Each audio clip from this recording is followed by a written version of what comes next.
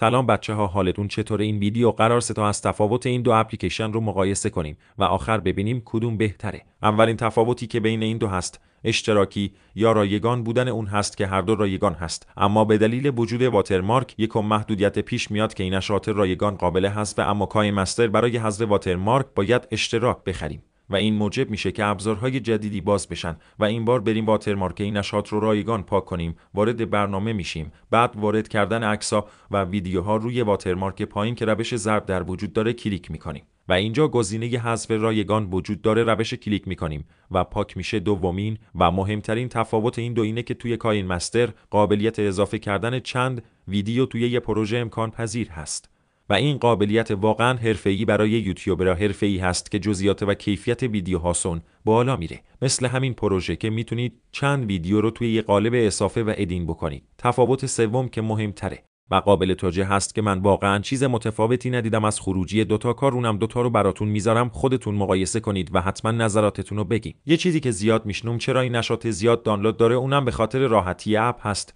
که موجب شده همه مردم راحت ازش استفاده کنن و کاین مستر پیچیده تر و حرفه‌ای هست، زیاد سراغش نمیرن.